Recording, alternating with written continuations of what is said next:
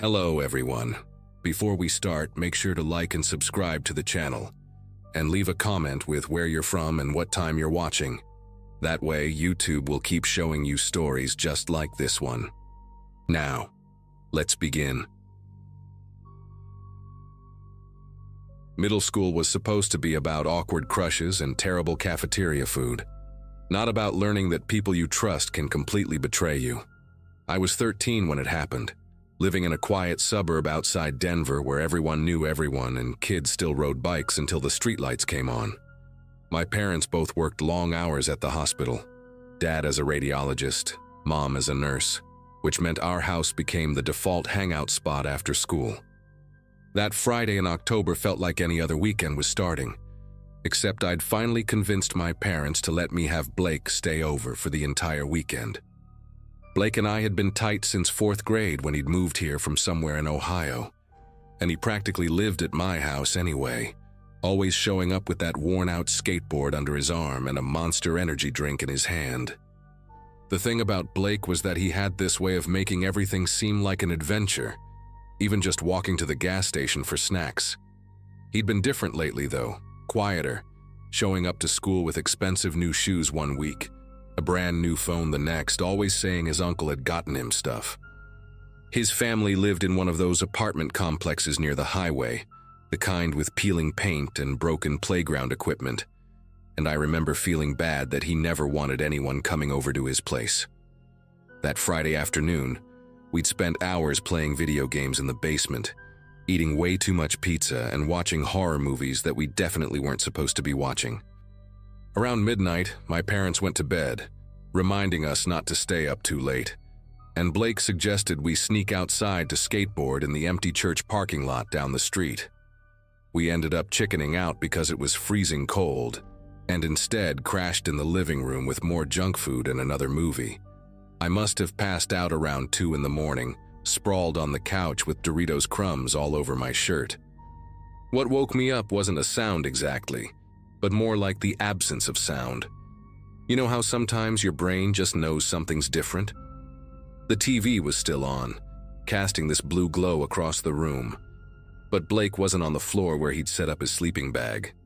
I figured he'd gone to the bathroom, so I just lay there half asleep, waiting to hear the toilet flush or his footsteps coming back down the stairs.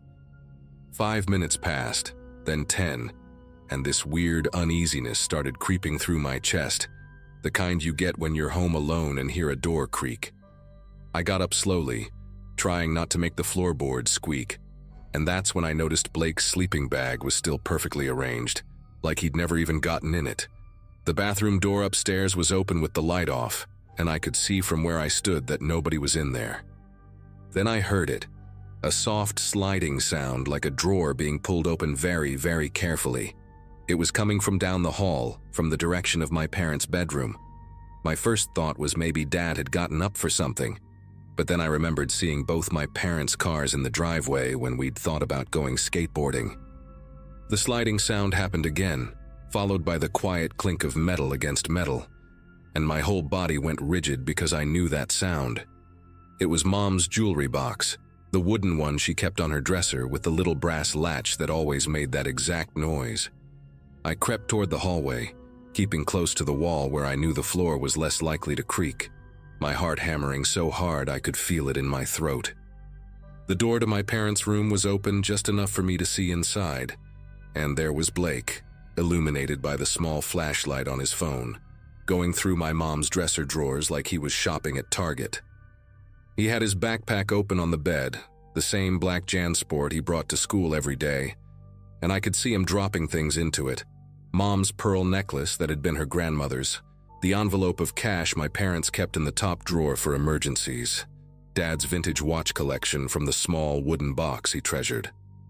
Blake was moving with this practiced efficiency that made my chest feel hollow, like he'd done this before, like he'd been planning it, maybe even from the moment I'd invited him over.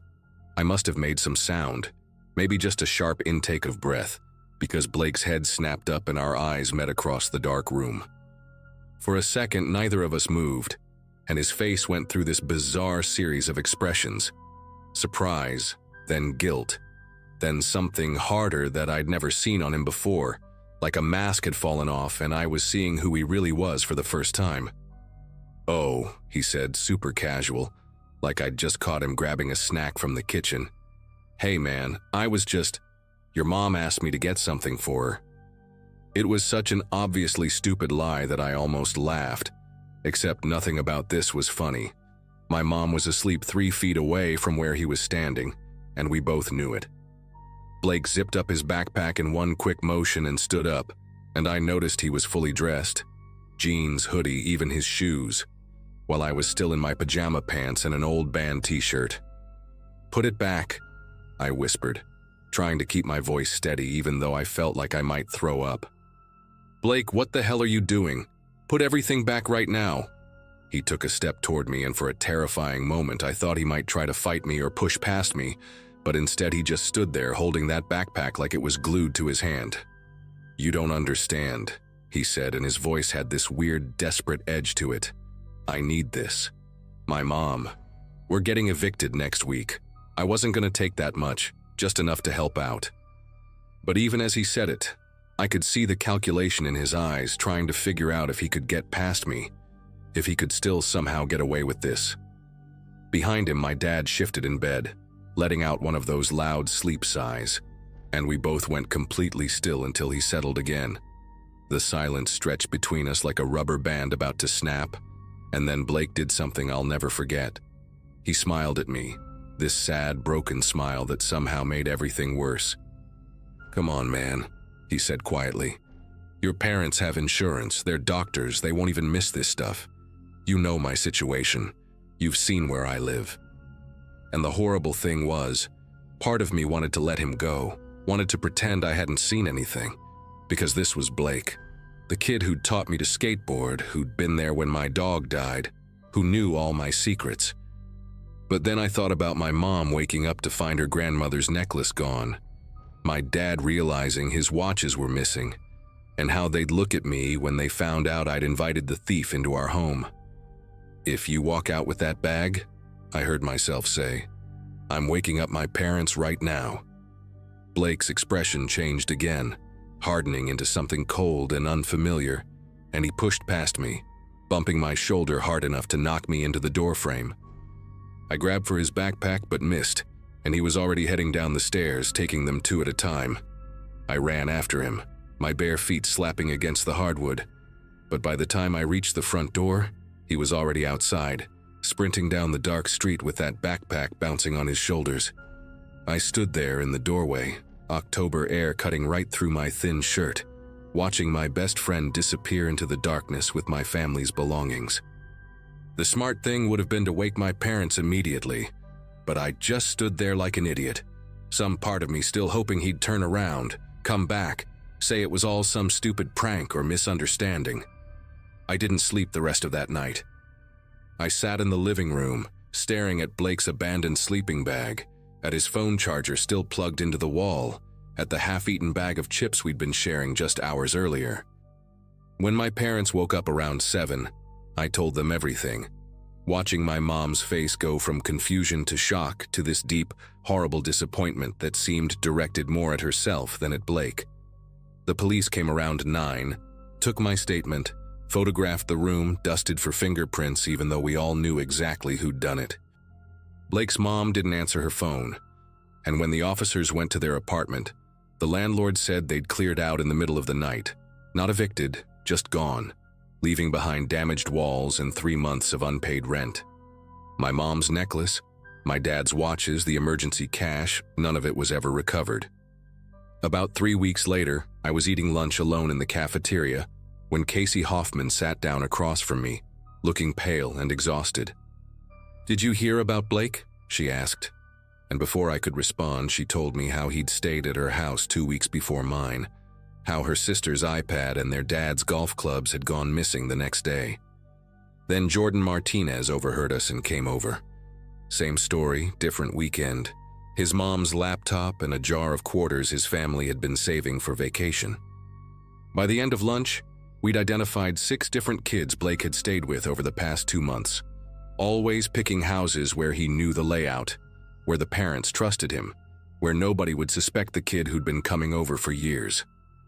The detective called it a systematic pattern of exploitation, but to us it was simpler than that. Blake had used our friendship like a weapon, turned our trust into his personal ATM. The last time I saw anything about Blake was a year later, when my mom showed me a newspaper article she'd found online. He'd been arrested 2 states over, caught breaking into a house during what was supposed to be another sleepover with a new friend. 16 years old and already facing multiple charges across 3 states. I stared at his mugshot for a long time. He looked older, thinner, with dark circles under his eyes, and this hollow expression like he'd already given up on everything. Sometimes I still wonder if there were signs I missed, if I could have helped him before he became whatever he became. But mostly I just remember that night, standing in my parents' doorway, watching him vanish into the darkness with a backpack full of stolen memories, learning the hard way that sometimes the monsters aren't strangers lurking in the shadows. Sometimes they're the people you trust most, sitting right across from you, sharing your chips and laughing at your jokes, waiting for the perfect moment to show you who they really are.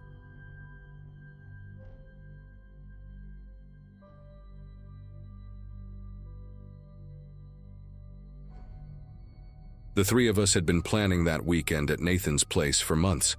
It was late November 2022, right after Thanksgiving break, and Nathan's parents had gone to visit his grandmother in California, leaving him alone at their farmhouse about 40 minutes outside of Eugene.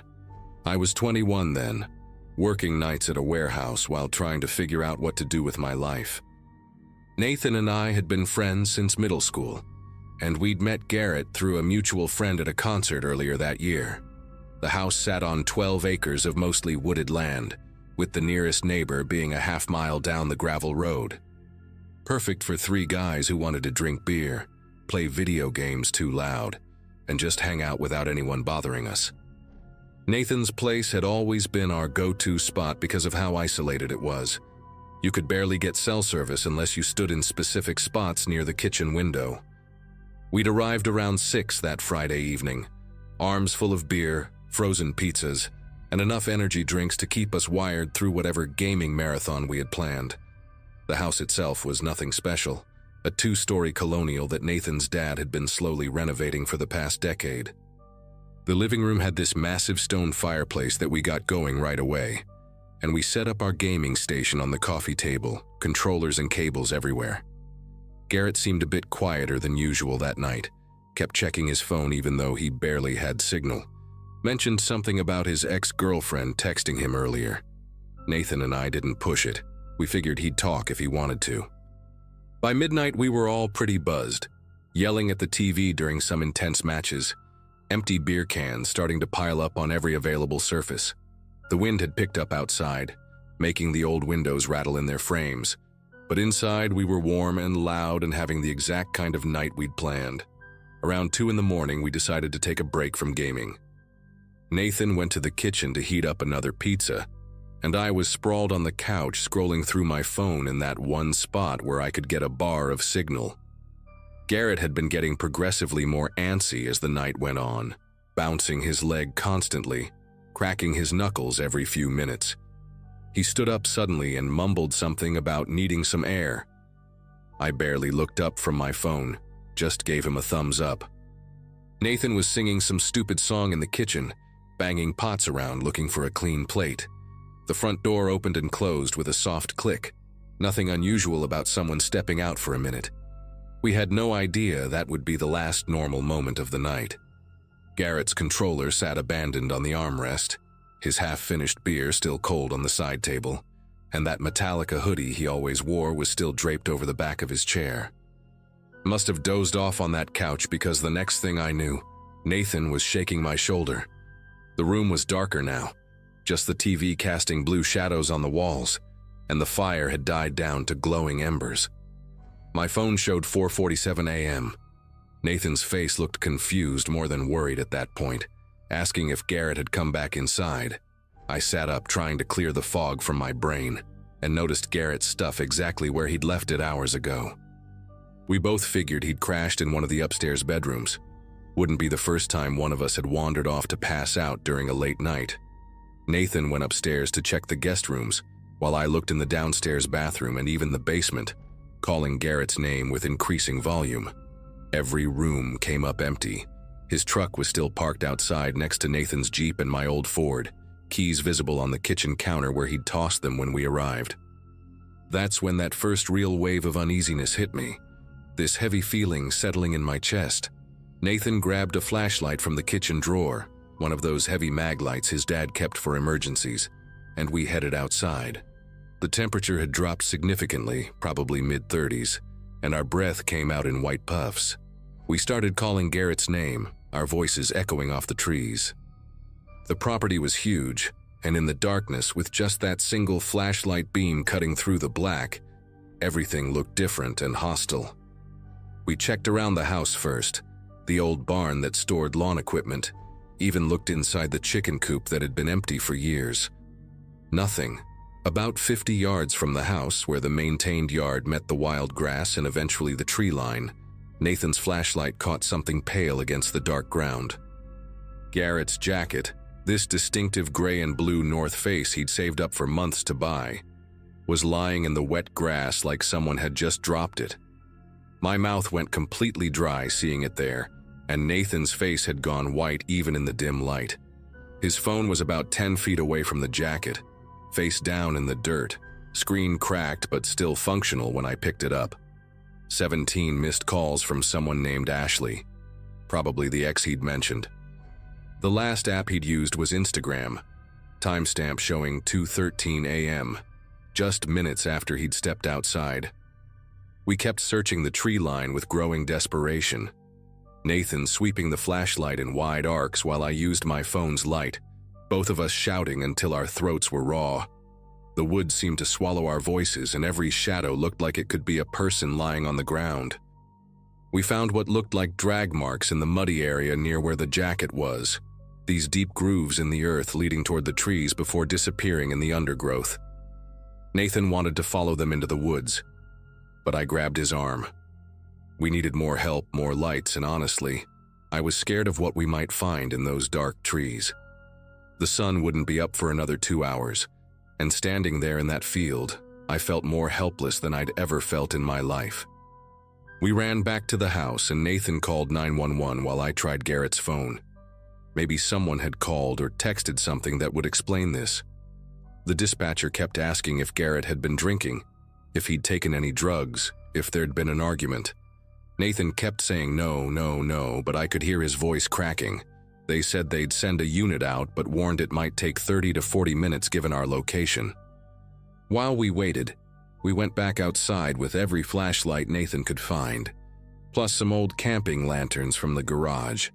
This time we went deeper into the woods, following those drag marks until they disappeared into a thick patch of blackberry bushes. My jeans got torn up from the thorns, and Nathan's hands were bleeding from pushing branches aside, but we kept going. About a quarter mile in, we found a cigarette butt. Garrett smoked Marlboro Reds, and this was the right brand. But that didn't make sense because the jacket and phone were back near the yard, and why would he walk this far into the woods just to smoke? The police arrived just as the sky was starting to lighten to a dark gray. 2 officers, both looking tired and skeptical, until we showed them the jacket, the phone, and those drag marks. One of them radioed for additional units and mentioned something about calling in search and rescue. They asked us the same questions the dispatcher had, plus more. Had Garrett been having problems with anyone? Did he owe money? Was he involved in anything illegal? We kept explaining he was just a regular guy, worked at a sporting goods store, lived with his mom, played guitar in a crappy band on weekends. More cops showed up, then paramedics on standby, then volunteers with dogs. The dogs picked up a scent immediately, following a path that curved through the woods, crossed a creek, and headed toward the old logging road that ran along the back of Nathan's property. One of the officers mentioned that the logging road connected to the main highway about 3 miles north. The way he said it, the careful tone in his voice, made my chest tighten all over again. By noon, there were probably 30 people involved in the search. Nathan's parents were driving back from California, and someone had contacted Garrett's mom, who showed up looking absolutely destroyed, clutching a recent photo of him to show the volunteers. We weren't allowed to join the official search anymore. Liability issues, they said. So Nathan and I sat on his front porch watching teams disappear into the woods and emerge empty-handed. I kept replaying the night in my head, trying to remember if Garrett had said anything specific when he went outside, if there'd been any noise we didn't register at the time. Around 2 in the afternoon, Nathan's phone rang. It was his dad, who'd been listening to a police scanner app while driving. They'd found someone matching Garrett's description at a hospital in Springfield, about 25 miles away. The person had been brought in by a passing motorist who'd found him stumbling along Highway 126, covered in mud and blood, barely conscious. Nathan and I drove there going 90 the whole way, not caring about speed limits, just needing to know if it was really him. It was Garrett, but seeing him in that hospital bed made me wish it wasn't. His face was swollen beyond recognition, purple and yellow bruises covering every visible inch of skin. His left eye was completely shut, his lips split in multiple places. Dried blood still caked in his hair despite the nurse's attempts to clean him up. 3 broken ribs, a dislocated shoulder, defensive wounds on his hands and arms. The doctor said he'd been found in a drainage ditch beside the highway around 9 that morning, hypothermic and in shock. When he finally woke up and saw us there, he started crying.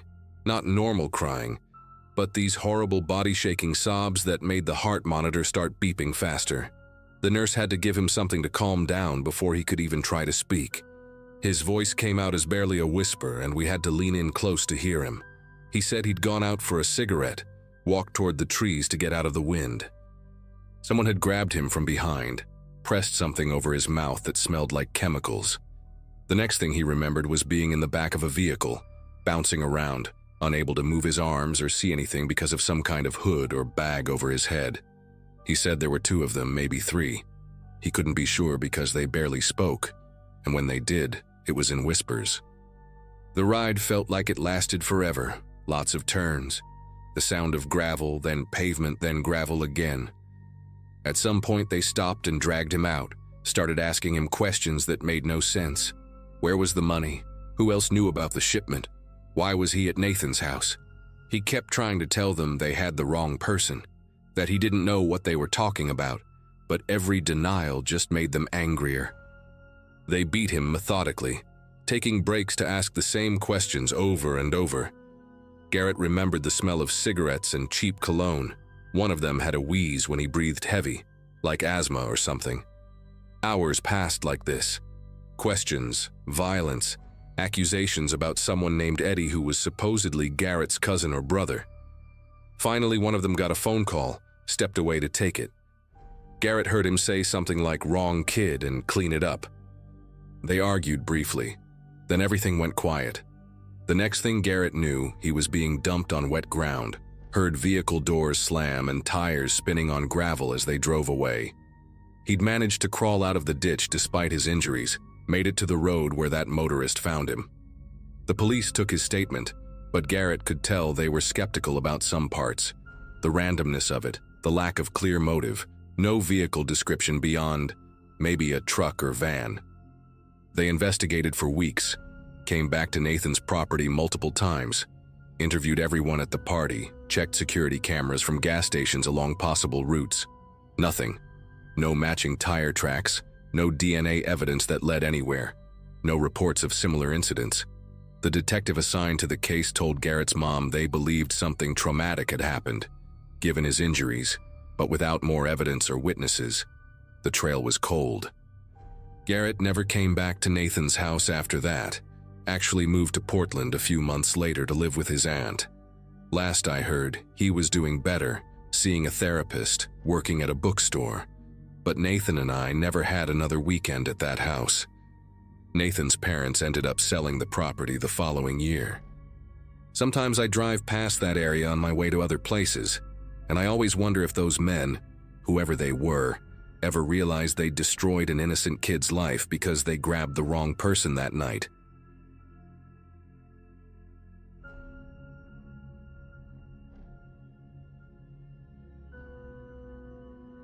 That night at Megan's house in the summer of 2017 started like any other sleepover we'd had since middle school. We were 16, thought we were invincible, and her parents had gone to bed around 10:30 after checking on us twice to make sure we weren't doing anything stupid. Megan lived in this quiet subdivision in Michigan, where all the houses looked basically the same. Two-story colonials with attached garages and those decorative shutters that don't actually shut. Her room was at the back of the house, facing the woods that separated their neighborhood from the main road about half a mile away.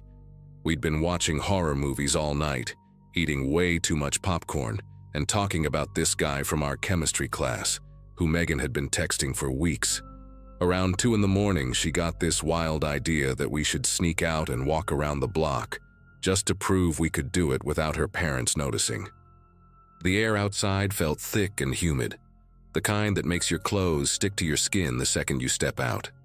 All the streetlights in her neighborhood had this orange glow that made everything look weird and dreamlike, and the only sounds were crickets and the distant hum of the highway beyond the trees. We were barefoot because shoes would have made too much noise on the stairs, and I remember the sidewalk still felt warm from the day's heat. Megan was wearing these ridiculous pink pajama shorts with unicorns on them, and I had on an old volleyball camp t-shirt that came down to my knees. We were trying so hard not to laugh at how ridiculous we looked, speed walking down the street like we were on some secret mission. About 3 houses down, we passed the Andersons' place where their ancient golden retriever usually barked at everything. But thankfully, he must have been inside because their yard stayed quiet.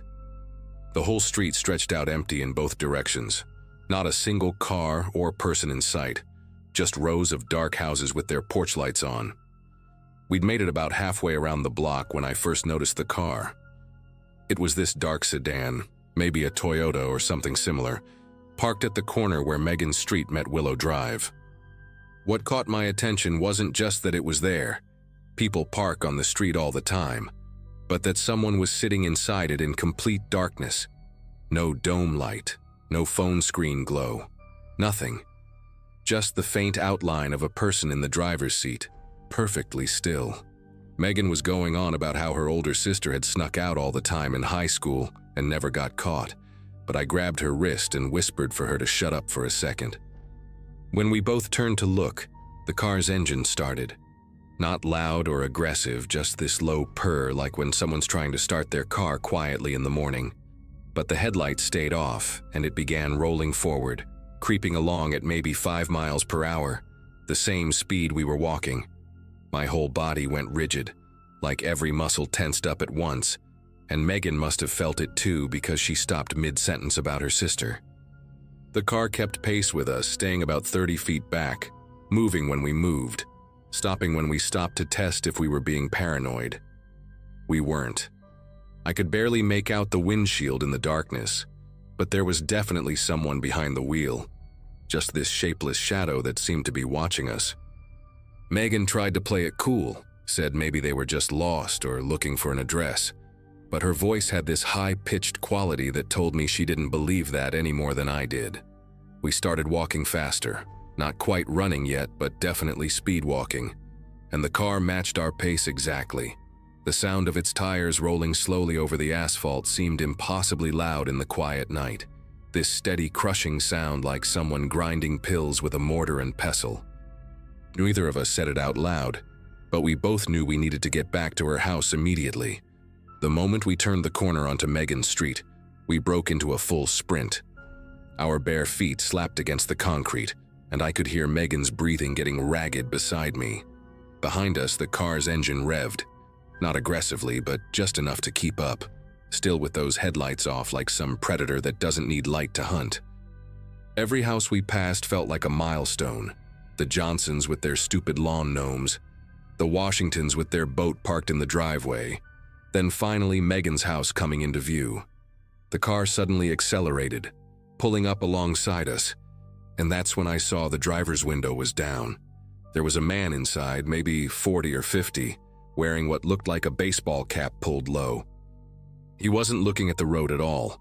His head was turned completely toward us, tracking our movement. Megan screamed, this raw, terrified sound I'd never heard from her before, and we practically flew up her driveway, fumbling with the spare key hidden under the fake rock by the garden. Once we got inside and locked the door, we stood there in the dark foyer, panting and dripping sweat, trying to process what just happened. Through the narrow window beside the door, we could see the car had stopped right in front of Megan's house, engine still running, still no lights. It just sat there, idling.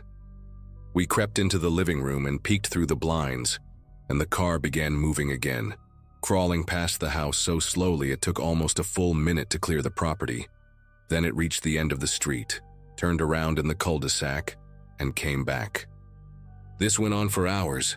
The car would drive to one end of the street, turn around, come back, sometimes stopping for 10 or 15 minutes right in front of the house, sometimes parking across the street.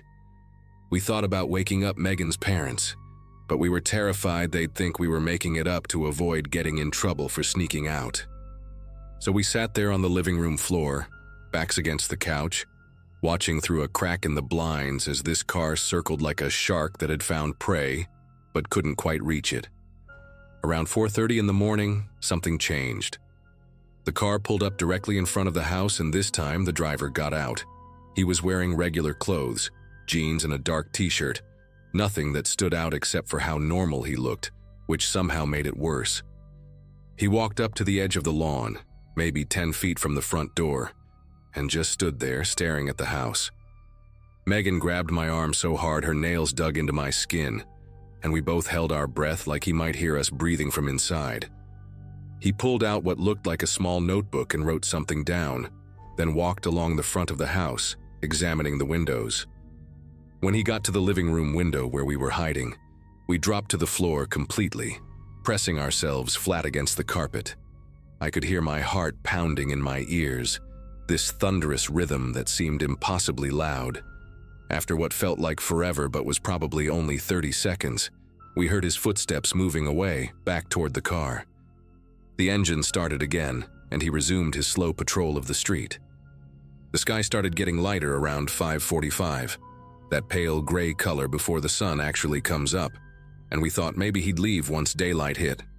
But he didn't. The car kept making its rounds, sometimes stopping to idle for 20 minutes at a time, always in view of Megan's house. We'd moved to her bedroom by then, sitting on her bed and taking turns watching out her window. That's when we noticed something that made everything even worse. There were scratches on the car's passenger door, long and deep, like someone had tried to claw their way out. Megan's neighbor, Mr. Brennan, came out around 6:15 to get his newspaper, and the car immediately drove away, normal speed this time, headlights on like any other morning commuter. We thought it was over finally, but 15 minutes later, after Mr.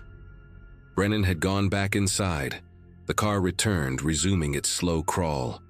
The driver was smart. Every time someone came outside to walk their dog or get the paper, he'd leave, only to come back once the street was empty again. By 7 o'clock, we couldn't take it anymore. Megan finally woke up her parents, and her dad went from angry about us sneaking out to concerned to absolutely furious when he saw the car still circling outside.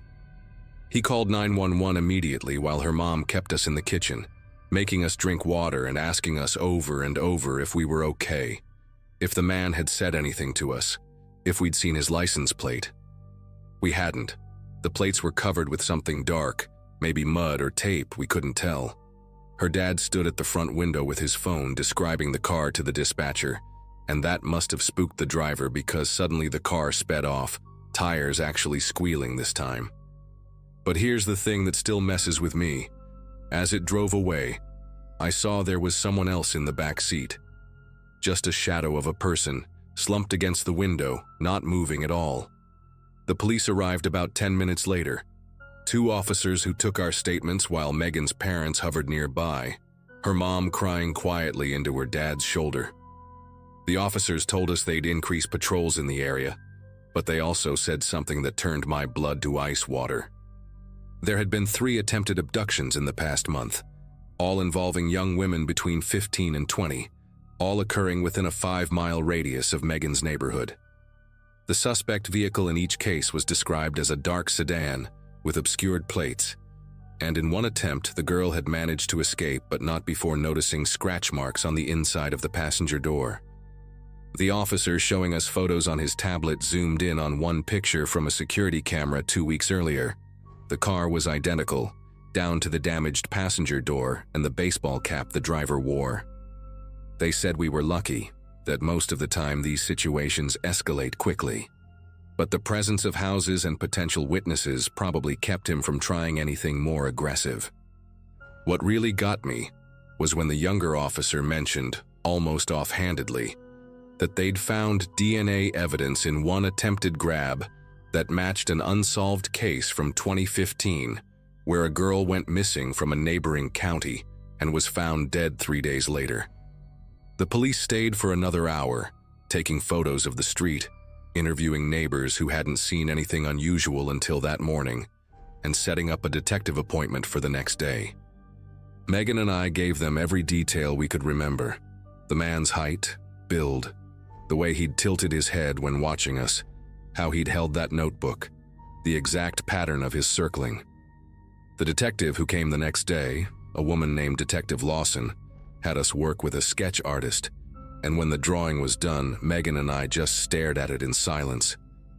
Seeing that face on paper, those deep-set eyes and thin mouth, made everything real in a way that felt like a punch to the gut.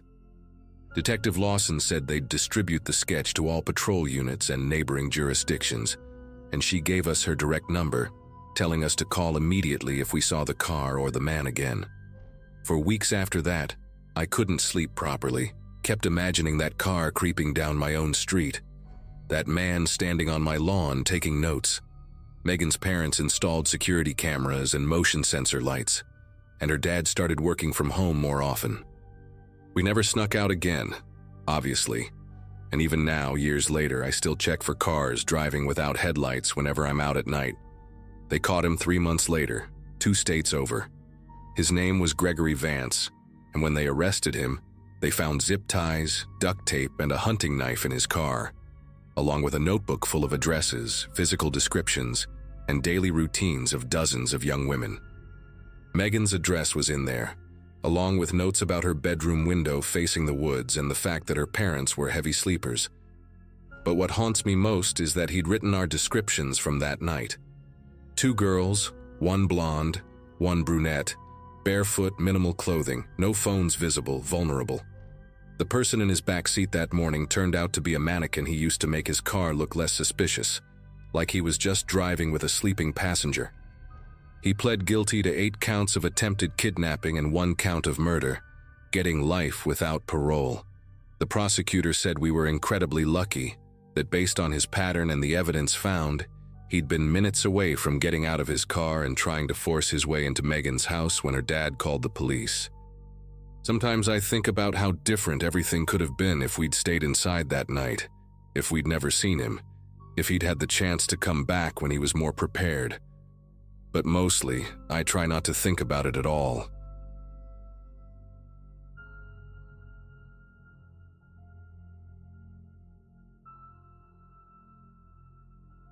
It was the spring of 2016, and I was 15, just a sophomore trying to survive high school in a small town outside of Seattle.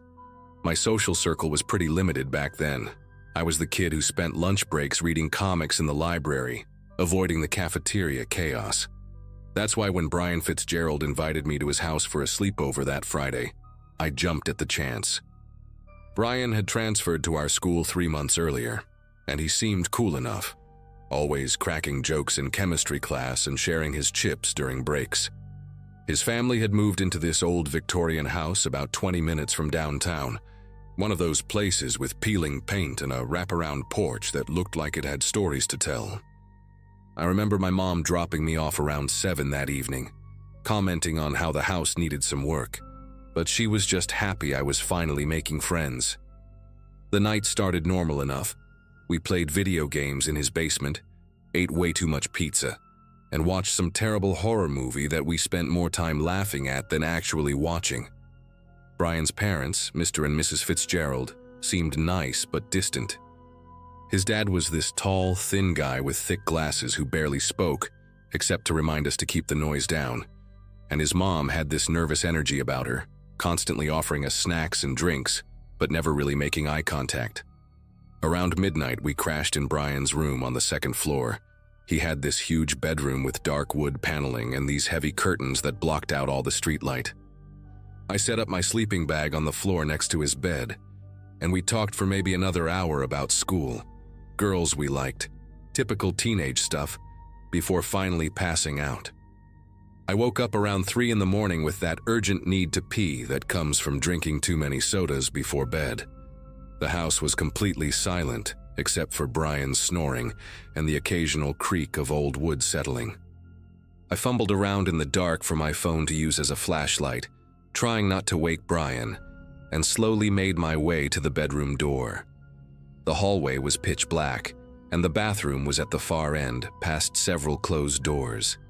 As I shuffled along the worn carpet, my bare feet making almost no sound, I heard something that made me stop dead.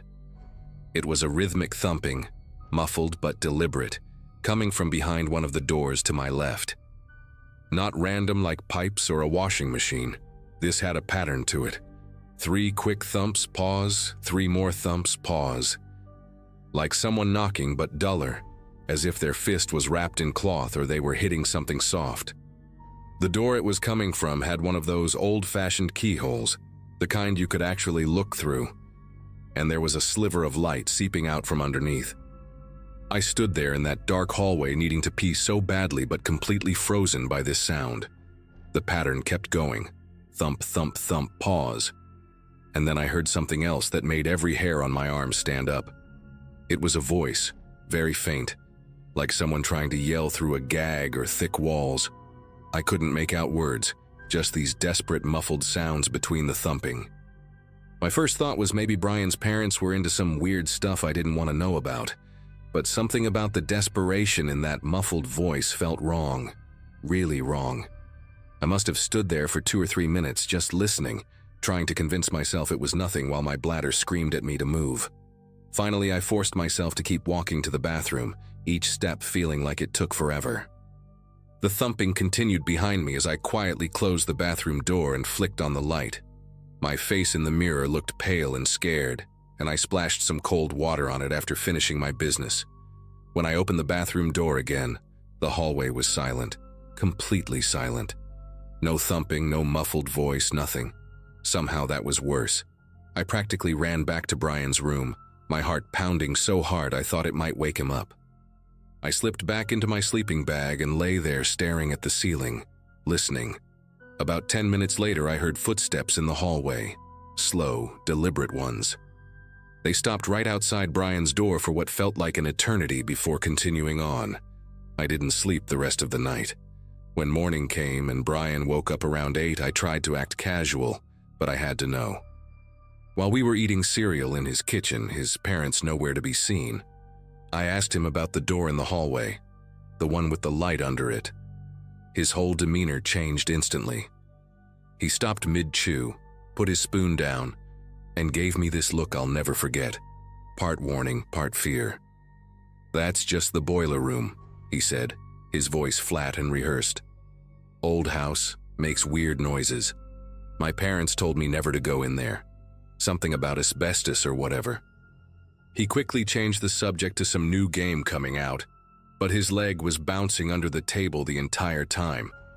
When his mom came into the kitchen a few minutes later, she had dark circles under her eyes and kept glancing at the ceiling, like she was listening for something.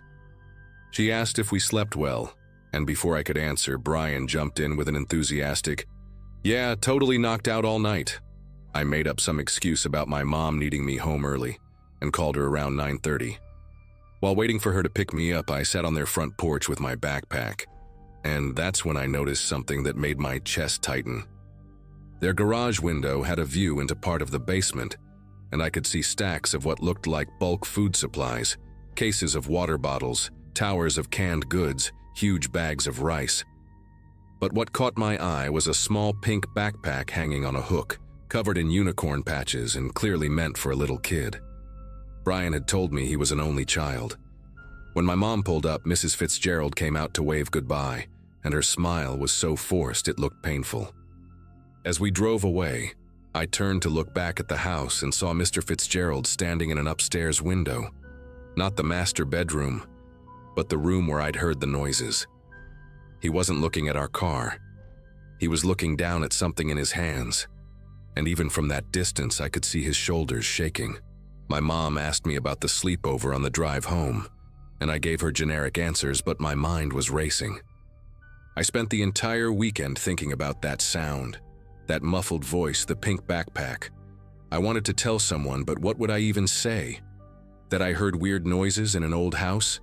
That my friend's parents seemed tired? Monday came and Brian wasn't at school. Tuesday, Wednesday, still no Brian. By Thursday, I was genuinely worried and asked our chemistry teacher if she knew anything. She just said the family had some personal matters to deal with. That afternoon, I took the bus to Brian's neighborhood instead of going straight home, not really sure what I was planning to do.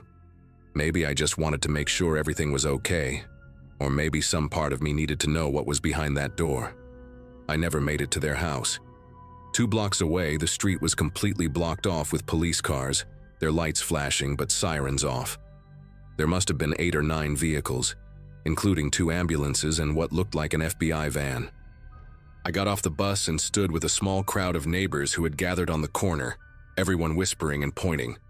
An older woman next to me, wearing a bathrobe despite it being 4 in the afternoon, was telling anyone who would listen that she'd been calling the police for weeks about strange things at the Fitzgerald house. She said she'd seen them carrying in supplies at weird hours, heard crying that didn't match anyone in the family, and noticed their trash cans were always full of empty medicine bottles and bloody rags. I knew something wasn't right, she kept saying, clutching her phone like a lifeline. A mother knows these things. I have grandchildren. I know what fear sounds like. Then I saw her. The paramedics were wheeling out a stretcher, and even though the person was covered in blankets, I could see tangled dark hair and one pale, thin arm with ligature marks around the wrist. Behind the stretcher came a female officer carrying that same pink unicorn backpack I'd seen in the garage. The woman on the stretcher was conscious, gripping the paramedic's hand so tight her knuckles were white, and when they passed close to where we were standing, I heard her speak. Her voice was hoarse and broken, but she kept repeating, "Thank you, thank you, thank you," over and over. Right behind the ambulance, officers were leading out Mr. and Mrs. Fitzgerald in handcuffs. Brian's mom was sobbing hysterically, screaming about how they had no choice and she would have died anyway. His dad just stared straight ahead, his face completely blank. And then came Brian, not in handcuffs but flanked by 2 officers, his head down, refusing to look at anyone. The story came out over the next few days through local news and school gossip. The woman was named Stephanie Colbert, 23 years old, and she'd been held in that room for 4 months. The Fitzgeralds had apparently hit her with their car late one night on a rural road and instead of calling for help, decided to keep her. The news said something about Mr. Fitzgerald being a former medical student who'd been kicked out of his program years ago, and he'd been treating her injuries in that locked room. The pink backpack belonged to Stephanie's daughter, who she'd been driving to see when the accident happened. The little girl was safe with her father, but Stephanie had been listed as a missing person all those months. The thumping I'd heard was her only way to communicate. She'd loosened a pipe just enough to bang it against the floor when she heard movement in the house. She'd been trying to signal for help every night, hoping someone, anyone, would hear her. The neighbor who'd been calling the police finally convinced them to investigate when she recorded the sounds through her adjoining wall. I never spoke to Brian again. His family's house was empty within a week, a for sale sign posted in the overgrown yard. I heard he went to live with relatives in another state while his parents awaited trial. Sometimes I wonder if he knew all along, or if he'd convinced himself to believe the lies. I still think about that night, about standing in that dark hallway paralyzed by indecision. Part of me wishes I'd been brave enough to do something right then, maybe try to pick the lock or call 911, or even just wake Brian and demand real answers.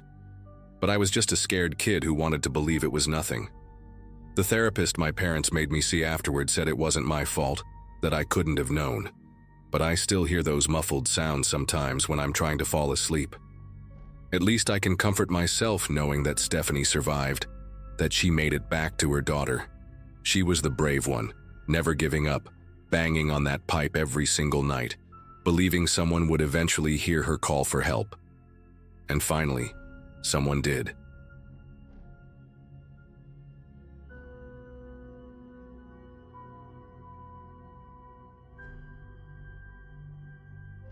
Most people have that one sleepover story from high school that sticks with them forever. Mine happened during my junior year, spring of 2015, when I was 17, and still naive enough to think the worst thing that could happen at a friend's house was getting caught sneaking out. I was at Courtney Gallagher's place for her birthday weekend. She'd invited 6 of us girls from the volleyball team to stay over Friday night. The Gallaghers lived in this massive colonial house on Sycamore Avenue, the kind with the wraparound porch and perfectly manicured hedges that made you think nothing bad could ever happen there. Her dad owned a chain of hardware stores, and her mom was this tiny woman named Dottie, who always smelled like vanilla extract and kept offering us homemade cookies every 20 minutes. Everything about that house screamed normal suburban family, except for one thing that I noticed right away, but didn't think much about at first. The basement door had 3 different locks on it: a regular doorknob lock, a deadbolt, and this heavy-duty sliding bolt at the top that looked like something you'd see on a barn door. When we first got there around 7 that Friday evening, Courtney's dad, Mr. Gallagher, was standing right next to it like some kind of guard while we carried our sleeping bags through the kitchen. He was this tall, wiry guy with premature gray hair and these thick carpenter's hands that kept fidgeting with his wedding ring. Every time one of us walked past that door with our overnight bags, he'd shift his weight and clear his throat, watching us like we might suddenly decide to yank it open. Mrs. Gallagher kept steering us toward the living room, her voice pitched just a little too high, saying things like, "Oh, you girls will love the setup we have upstairs in Courtney's room." But it was the way they both kept glancing at each other, these quick, tense looks that made me pay attention. Like they were having a whole conversation without words, checking to make sure we were all staying away from that door. Around 9 that night, after we'd demolished 2 pizzas and were sprawled across Courtney's bedroom floor painting our nails, her little brother Kevin burst through the door asking if he could grab his Nintendo from the basement. The kid was maybe 12, all braces and gangly limbs, and the second those words left his mouth, the whole room went dead quiet. Courtney's face drained of color, and she actually knocked over the bottle of purple nail polish she was holding, sending it spreading across the hardwood like a little toxic spill. "You know you're not allowed down there," she hissed at him, scrambling to clean up the mess with these jerky, panicked movements. Kevin rolled his eyes and muttered something about it being stupid, but then we heard heavy footsteps on the stairs. Mr. Gallagher appeared in the doorway, his jaw clenched so tight I could see the muscles twitching. He didn't yell or anything, just crooked his finger at Kevin and said in this low, controlled voice, "Come with me, son. Now." The way Kevin's shoulders slumped, and how he followed his dad out without another word made my chest feel tight. We could hear muffled voices from down the hall, Mr. Gallagher's deep rumble mixing with what sounded like Kevin crying. The rest of the night, everyone pretended like that whole scene hadn't happened, but there was this weird energy in the air, like the house itself was holding its breath. We watched movies, braided each other's hair, did all the normal sleepover stuff, but Courtney kept checking her phone and jumping at every little noise from downstairs. Around midnight, when we were getting ready to actually sleep, my friend Jenna asked if we could grab some water from the kitchen, and Courtney practically tripped over herself to say she'd get it for us, that we should just stay upstairs, make ourselves comfortable. But here's the thing. I've always been too curious for my own good, and the way everyone in that house acted like the basement was full of nuclear waste or something made me need to know what was down there. I waited until about 3 in the morning, when everyone was passed out and snoring softly in their sleeping bags, their faces slack and peaceful in the blue glow from Courtney's phone charger. I could hear Mr. Gallagher's thunderous snoring from the master bedroom down the hall, this rhythmic rumble that meant he was deep asleep. My heart was pounding so hard I was sure it would wake someone up, but I slipped out of my sleeping bag anyway, my bare feet silent on the carpet. The house felt different in the dark. All those cheerful family photos on the walls turned into shadowy rectangles, and the grandfather clock in the hallway ticked so loud it sounded like someone counting down to something terrible. I made my way downstairs, avoiding the third step from the bottom that I'd heard creak earlier, my phone clutched in my sweaty palm with the flashlight ready but not on yet. The kitchen looked alien in the darkness. All the familiar daytime shapes transformed into potential threats, the island counter looming like a ship, the hanging pots gleaming dully like strange fruit. The basement door stood there, those 3 locks catching what little moonlight filtered through the window above the sink. My fingers trembled as I reached for the first lock, the doorknob one, which turned easily and silently, like it had been recently oiled. The deadbolt took more effort, making this tiny grinding sound that seemed to echo through the whole house, and I stood there frozen for what felt like hours, listening for any sign that someone had heard. The sliding bolt at the top was the worst. I had to stand on my tiptoes to reach it, and when it finally scraped open, the sound was like fingernails on metal, making every hair on my arms stand straight up. The door swung inward on silent hinges, revealing wooden stairs that disappeared into absolute blackness, and this smell hit me immediately. Not mold or dampness like you'd expect from a basement, but something chemical and sharp, like hospital disinfectant mixed with that copper penny smell you get when you bite your tongue too hard. I turned on my phone's flashlight, keeping it pointed down at the steps, which were covered in this industrial gray carpet that looked brand new. No wear patterns at all, despite this being an old house. Each step down felt like I was descending into something I shouldn't be seeing. Like those dreams where you know you're about to witness something that will change everything, but you can't stop moving forward. The walls were concrete, painted this institutional beige that reminded me of the counselor's office at school. And there were no cobwebs, no storage boxes, none of the usual basement clutter, just bare walls and that chemical smell getting stronger. At the bottom of the stairs, the basement opened up into one large room, maybe 30 feet by 20 feet, and my flashlight beam caught something that made me actually gasp out loud, the sound echoing off the concrete walls. In the far corner, there was what looked like a makeshift living area, a stained twin mattress on the floor with rumpled sheets that had cartoon characters on them, the kind you'd buy for a little kid. Next to it sat a portable toilet, the blue plastic kind you see at construction sites, and a mini fridge that hummed quietly in the silence. But what made bile rise in my throat were the chains. Thick industrial chains bolted directly into the concrete floor, with massive eye bolts, ending in leather cuffs that were worn smooth from use. There were scratch marks on the walls near the mattress, not random but deliberate, like someone had been keeping count of something. Hundreds and hundreds of little lines grouped in fives. A child's coloring book lay open on the floor, half-colored pictures of dinosaurs and spaceships, the crayons scattered around it like someone had left in the middle of coloring. The worst part was this Polaroid taped to the wall above the mattress. A boy, maybe 8 or 9 years old, with sandy brown hair and a gap-toothed smile, wearing a Superman t-shirt. He looked happy in the photo, normal, like any kid you'd see at the park or the grocery store, and seeing that innocent face in this nightmare room made me want to scream. My legs felt like water, and I had to grip the stair railing to keep from collapsing as my brain tried to process what I was seeing. There were empty food containers stacked neatly by the mini fridge, juice boxes, crackers, those little cups of applesauce, all kids' food, all recent brands I recognized from commercials. Small TV sat on a milk crate, unplugged, with a stack of Disney DVDs next to it, their cheerful covers obscene in this context. I noticed a calendar on the wall with X's marked through the days, stopping abruptly 3 days ago, Thursday the 15th. And something about those stopped X's made my whole body go cold in a way that had nothing to do with the basement temperature. That's when I heard it.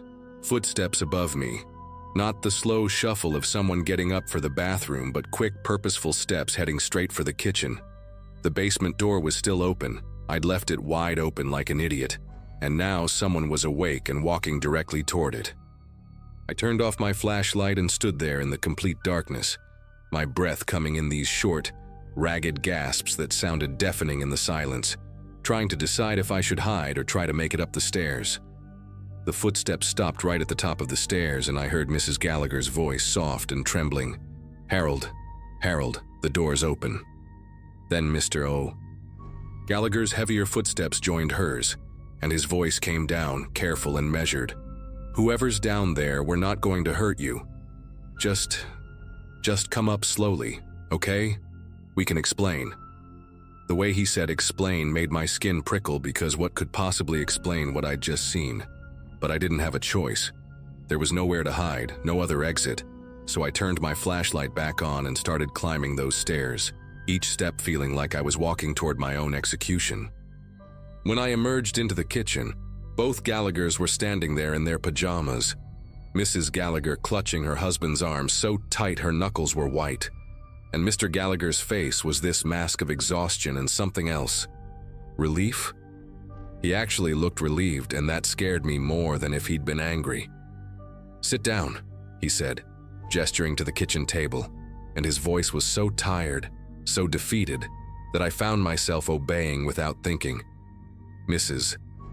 Gallagher started making tea with shaking hands, like this was normal, like they had midnight conversations about their basement prison all the time. "His name is Tommy," Mrs. Gallagher said suddenly, her back still to me as she filled the kettle. "Tommy Brennan, but that's not what the news called him. They called him the Arlington mall shooter's son." My brain struggled to connect the dots. I remembered that shooting from 2 years ago, some guy had killed 3 people at the mall food court before turning the gun on himself, and they'd said on the news that he'd had a son who disappeared right after. "Tommy saw everything," Mr. Gallagher said, his voice rough. "Watched his father do those terrible things, and then the state was going to put him in foster care, probably juvenile psychiatric.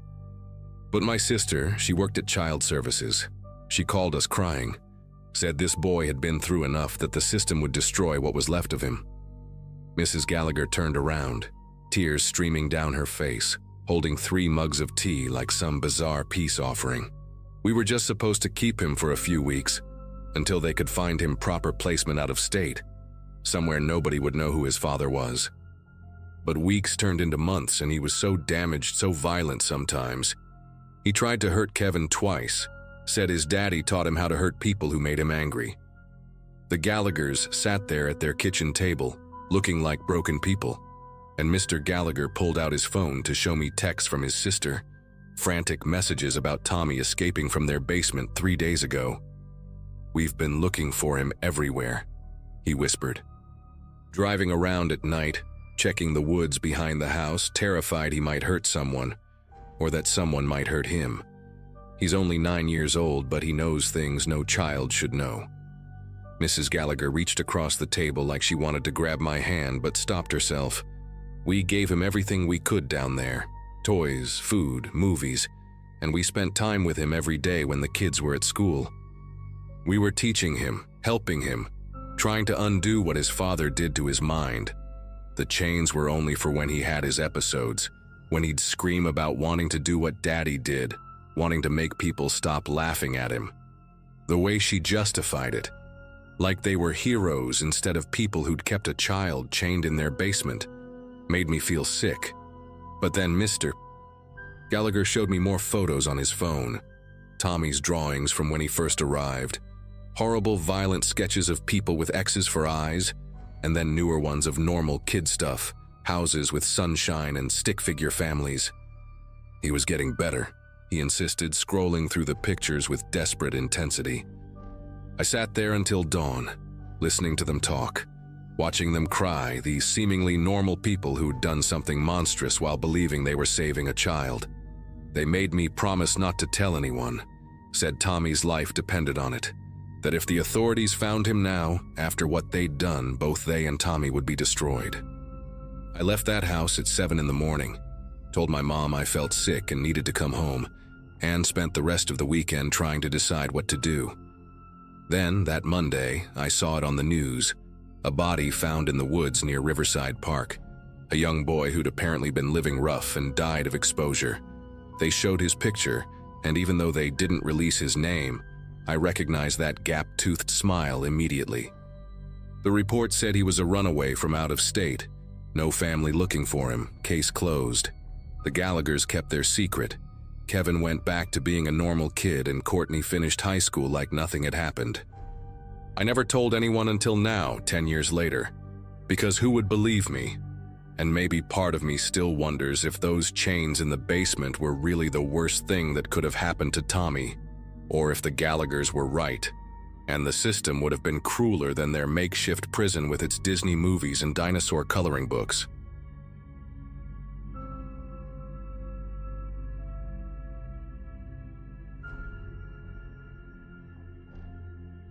It was the spring of 2018, and I was 14, spending most weekends bouncing between friends' houses because my parents worked double shifts at the hospital.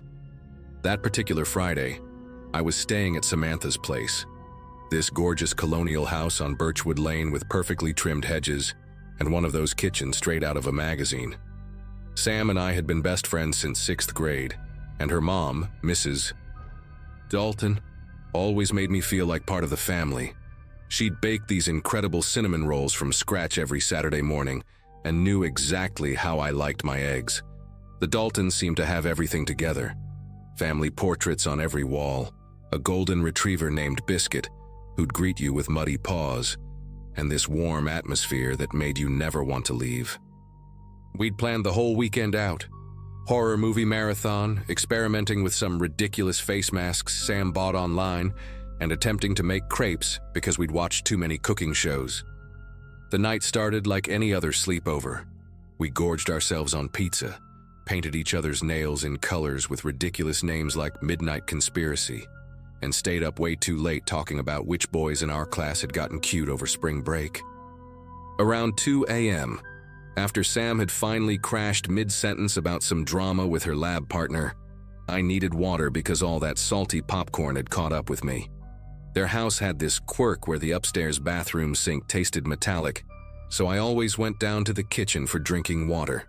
As I padded down their carpeted stairs in my fuzzy socks, trying to avoid the creaky third step from the bottom, I noticed a light coming from the master bedroom at the end of the hall. Through the partially open door, I could see Mrs. Dalton pulling clothes from her dresser and shoving them into this beat-up brown leather suitcase I'd never seen before. Not the matching luggage set they usually used for family trips. She was still wearing her work clothes from earlier, this navy blue blazer with a coffee stain on the sleeve that I'd noticed at dinner. But her usually perfect hair was a mess, strands sticking to her forehead with sweat. What really got me was how she kept checking her phone every few seconds, then glancing at the bedroom door like she expected someone to burst in. Her movements were jerky, almost violent, as she yanked open drawers and dumped their contents onto the bed, sorting through papers and small boxes with this desperate urgency. I must have shifted my weight because the floorboard creaked, and she whipped around so fast that several papers fluttered to the floor. When our eyes met, her face went through this rapid transformation, shock, fear, then this forced calm that didn't reach her eyes. "Sweetie, what are you doing up?" she whispered. But her voice had this sharp edge I'd never heard before, like when you accidentally touch a hot stove and try to act like it doesn't hurt. I mumbled something about getting water, and she nodded too quickly, too many times, already turning back to her suitcase while saying I should use the bathroom upstairs, that the kitchen was being cleaned. But I could see into the kitchen from where I stood. It was dark and spotless like always. Mrs. Dalton kept talking, rambling really, about how she had an emergency business trip. Her sister in Kansas was sick. No, wait. It was a conference she'd forgotten about, and the words tumbled out in this stream that made no sense. She grabbed a jewelry box from her nightstand, dumped the whole thing into a plastic grocery bag, without even looking at what she was taking. Her hands moved constantly, packing, unpacking, repacking the same items like she couldn't decide what was important enough to take. Through it all, she kept stealing glances at me, and I realized she was waiting for me to leave, needed me to leave, but my feet felt glued to that spot in the hallway. Finally, she stopped packing and walked over to me, placed both hands on my shoulders with this grip that was just a little too tight. Her perfume, usually this pleasant vanilla scent, mixed with nervous sweat, created this sour smell that made me want to step back. "Listen to me," she said, and her eyes had this intensity that reminded me of those nature documentaries where the gazelle realizes the lion is watching. "You were sleepwalking, honey. You had a bad dream and came downstairs, but you're going back to bed now, and in the morning. This was all just a confused nightmare, okay?" The way she said it wasn't really a question, and her fingers pressed harder into my shoulders with each word. She walked me back to the stairs, her hand on my back, pushing just firmly enough that I had no choice but to move forward. At the bottom of the stairs, she pulled me into this sudden fierce hug that felt nothing like her usual warm embraces. This was desperate, almost apologetic, and she held on for so long I could feel her heart racing against my chest. The rest of the night, I lay on Sam's bedroom floor in my sleeping bag, staring at the glow-in-the-dark stars on her ceiling and listening to every sound in the house. Around 4 a.m., I heard the garage door open. They had one of those old ones that groaned like it was in pain, followed by a car engine starting. Not the familiar purr of Mrs. Dalton's Lexus, but something rougher, older. Through Sam's window, I caught a glimpse of taillights disappearing down the street, but it was some boxy sedan I didn't recognize. The house felt different after that, like when you know someone's been in your room touching your stuff even though nothing's obviously moved. When Sam's alarm went off at 9, she stretched and asked if I wanted pancakes or waffles for breakfast. Completely normal, like her mom hadn't fled in the middle of the night. We went downstairs, and Mr. Dalton was already in the kitchen, still in his pajamas, making coffee with mechanical movements. His face blank in a way that made me think he'd been standing there for hours. Sam bounced around the kitchen, chattering about how her mom had to leave early for a medical conference in Houston. Funny, because just hours earlier Mrs. Dalton had told me it was Kansas, then changed it to something else entirely. Mr. Dalton barely responded to his daughter, just kept stirring his coffee even though he took it black, the spoon clinking against the mug in this rhythmic pattern that set my teeth on edge. When Sam asked where the cinnamon roll dough was, her dad said her mom forgot to make it. But I'd seen Mrs. Dalton put a bowl in the fridge the night before, covered in plastic wrap with a sticky note that said, "Saturday breakfast," in her loopy handwriting. The whole morning felt like acting in a play where everyone knew their lines except me. Sam never questioned why her mom's car was still in the garage, or why her dad was wearing the same rumpled clothes from yesterday, or why Biscuit kept whining at the master bedroom door that was now locked.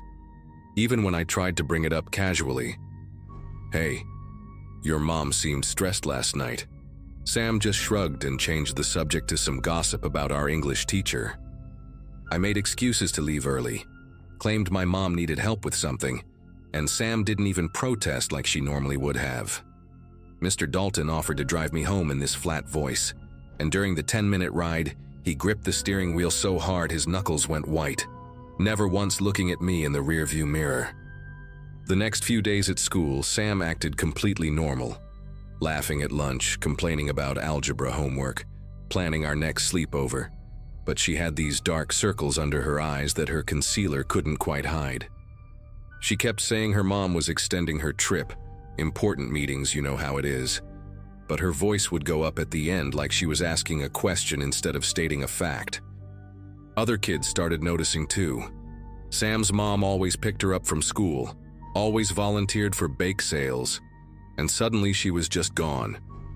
Teachers would ask Sam if everything was okay at home, and she'd flash this bright smile that never quite made it to her eyes, insisting everything was perfect.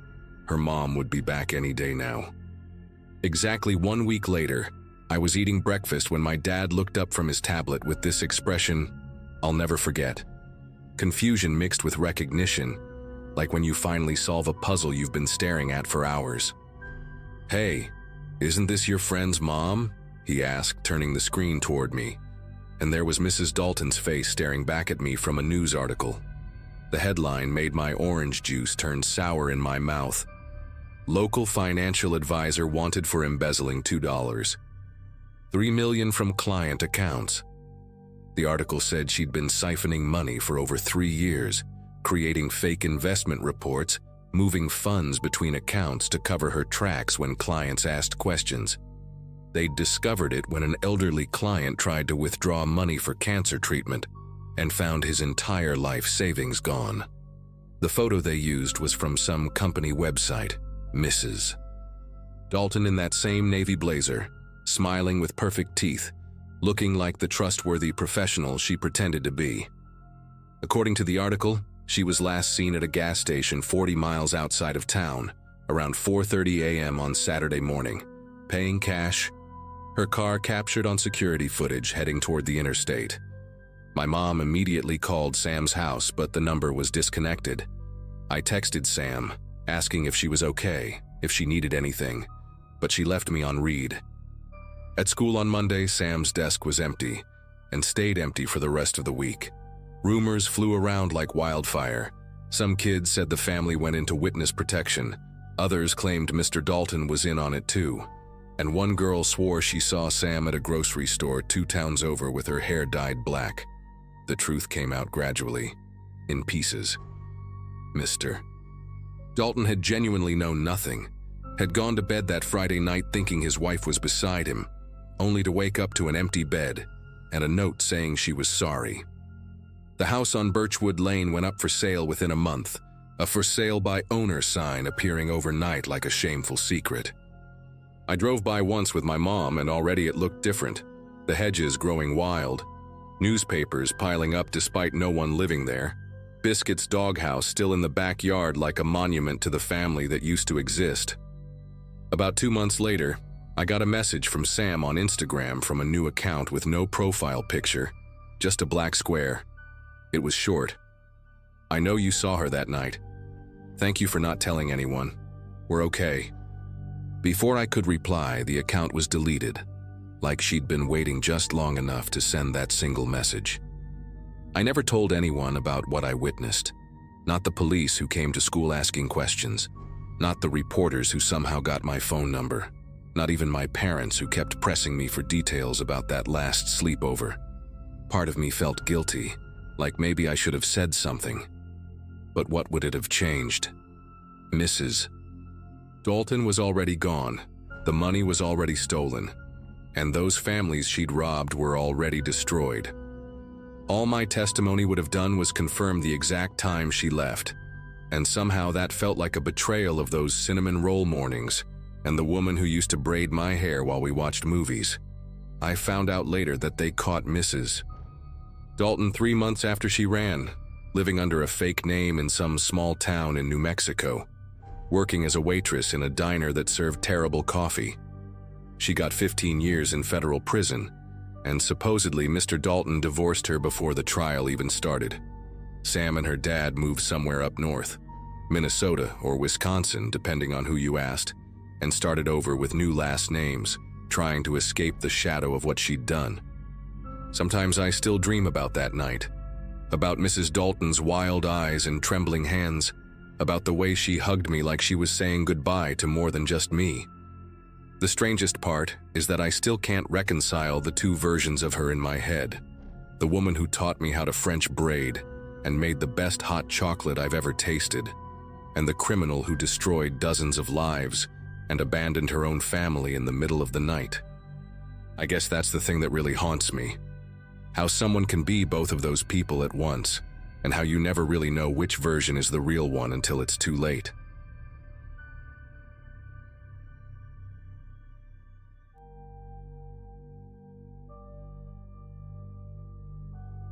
I grew up in a small 2-story house with my parents, my younger sister, and our overly friendly golden retriever, Max. This happened back when I was around 13, during one of those endless summer breaks where every night felt like an excuse to stay up late. My best friend at the time, Tyler, had convinced his parents to let a few of us crash at his place for a sleepover. His house was older, the kind with creaky floorboards and a faint smell of cedar in the walls, but it had a big living room with a huge couch, so we didn't care. There were 5 of us sprawled out in sleeping bags, surrounded by soda cans and empty chip bags, trying to outlast each other in a marathon of bad horror movies. It was past midnight when we first heard it, a slow, deliberate thump from above. We all paused mid-conversation, looking up at the ceiling. Tyler rolled his eyes immediately and muttered, "Relax, it's just the house settling." The rest of us traded uneasy glances. The sound wasn't random like pipes or the wind. It had a rhythm to it, like someone walking. Max's head popped up from his blanket in the corner, ears perked toward the ceiling. That, more than anything, made my chest tighten a little. Dogs don't react to creaky wood for no reason. A few minutes later, the noises came again. This time it wasn't just footsteps. It was a dragging sound, slow and gritty, like something heavy being pulled across the floor.